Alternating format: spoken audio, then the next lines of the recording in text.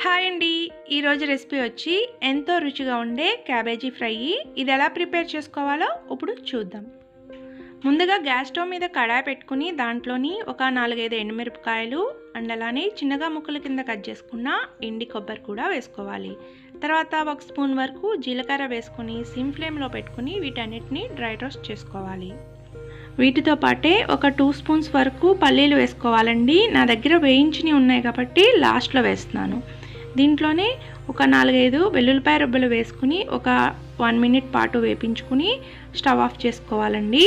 వీటన్నిటిని ఒక ప్లేట్లోకి తీసుకుని చల్లారి పెట్టుకోవాలి. ఈలోపు అదే ప్యాన్లోని కర్రీకి సరిపడా ఆయిల్ వేసుకుని ఆయిల్ అనేది హీట్ ఎక్కిన తర్వాత పోపు పెట్టుకోవాలండి. దీంట్లోని ఆవాలు, జీలకర్ర, కరివేపాకు వేసుకొని సిమ్ ఫ్లేమ్లో పోపు అనేది వేగిన తర్వాత చీరికల కింద కట్ చేసుకున్న 5-6 పచ్చిమిరపకాయలు వేసుకుని దీంట్లోనే ఒక ఉల్లిపాయని ముక్కల కింద కట్ చేసుకుని వేసుకోవాలి. దీంట్లోని కొంచెం పసుపు వేసుకుని ఇదంతా మిక్స్ చేసుకుని ఉల్లిపాయ అనేది కొంచెం మగ్గిన తర్వాత చిన్నగా ముక్కల కింద కట్ చేసుకున్న క్యాబేజీ వేసుకోవాలండి. ఈ విధంగా చిన్నగా కట్ చేసుకోవాలి. ఉల్లిపాయ అనేది ఈ విధంగా మగ్గిన తర్వాత చిన్నగా కట్ చేసుకున్న క్యాబేజీ వేసుకుని ఇదంతా ఒకసారి ఈవెన్గా కలిసే వరకు మిక్స్ చేసుకోవాలి. మిక్స్ చేసుకున్న తర్వాత సిమ్ ఫ్లేమ్లో పెట్టుకుని వేపించుకోవాలండి. మూత పెట్టకూడదు.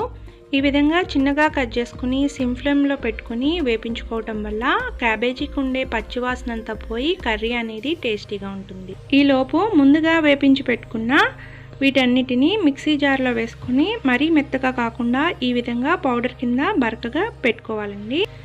ఈ విధంగా క్యాబేజీని సిమ్ ఫ్లేమ్లో పెట్టుకుని మధ్య మధ్యలో కదుపుకుంటూ అడుగును అంటుకోకుండా సిమ్ ఫ్లేమ్లో పెట్టుకుని మగ్గించుకోవాలండి. ఈ విధంగా మగ్గించుకున్న తర్వాత మనం ముందుగా ప్రిపేర్ చేసి పెట్టుకున్న పౌడర్ వేసుకోవాలి. కర్రీకి సరిపడా ఉప్పు ఇప్పుడు వేసుకుని ఈ పౌడర్ అంతా వేసుకుని ఇదంతా ఈవెన్గా కలిసే వరకు కలుపుకుని ఈ ఫ్లేవర్స్ అన్నీ పట్టే విధంగా ఒక 2-3 నిమిషాల పాటు వేపించుకోవాలి. మీరు నా ఛానల్ని ఫస్ట్ టైం కనుక చూసినట్లయితే సబ్స్క్రైబ్ చేసుకోండి. ఈ వీడియో నచ్చినట్లయితే తప్పకుండా లైక్ చేయండి.